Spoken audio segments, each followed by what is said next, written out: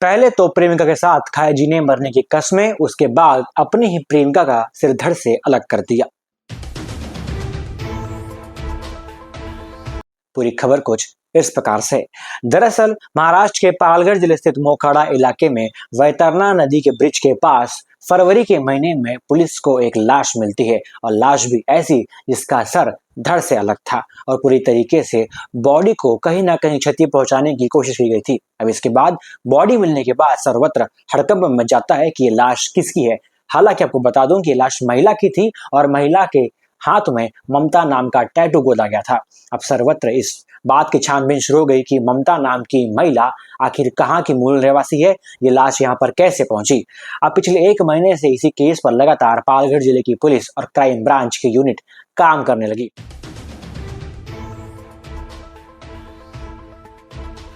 काम करने के दौरान जब महिला के हाथ पर ममता नाम का टैटू मिला और साथ ही महिला के पैर में, यानी जो लाश थी उसके पैर में एक अंगूठी थी और उस अंगूठी की नकाशे में बारीक अक्षरों में SBS इंग्लिश वर्ड लिखा था, तो ऐसे में ये SBS सोनार का ट्रेडमार्क था।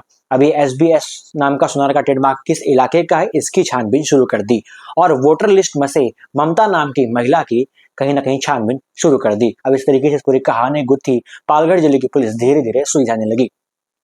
तब जाकर इस केस के तार कहीं ना कहीं महाराष्ट्र के धुले इलाके में जुड़ते हैं। जब पालघर पुलिस की जांच नासिक, नंदुरबार, धुले, कल्याण, ठाणे होते हुए अंतिम चरण धुले पर पहुंची, तब धुले के शेरपुर इलाके में पुलिस को सुनील यादव उम्र 41 वर्ष, मूल रहवासी उत्तर प्रदेश, और महेश उम्र तकरीबन 31 वर्ष के आसपास बताई जा रही है। दोनों आरोपी मृतक महिला के साथ इनके कनेक्शन के तार जुड़ जाते हैं। ये तीनों जन एक साथ में धुले के कंस्ट्रक्शन साइट पर सेंटरिंग का काम करते थे और ऐसे में इसी पहला आरोपी सुनील यादव और मृतक महिला ममता का प्रेम प्रसंग वहीं से शुरू हो जाता है। लगातार अफेयर चलता है और इसके बाद ममता यानी मृतक महिला सुनील यादव को कहती है कि अब शादी करना चाहिए।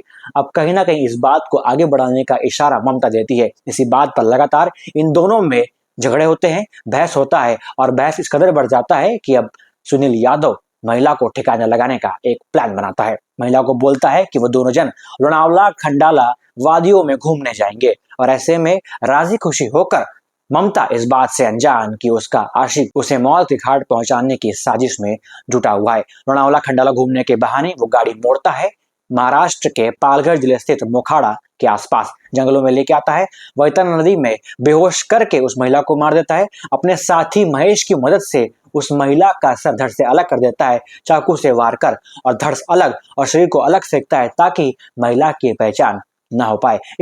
इन तमाम गुत्थी को जोड़ते पालघर पुलिस आखिरकार दोनों आरोपियों को पकड़ लेती है और 20 मार्च को औपचारिक तौर पर दोनों आरोपियों को पेश कर आगे की छानबीन शुरू कर देती है। इस कहानी से सीख लेने की जरूरत है। किस तरीके से इस विषय को आप देखते हैं, कमेंट बॉक्स में लिख के बताइए। सावधान रहिए, सतर्क रहिए और देखते रहिए न्यूज़फुल।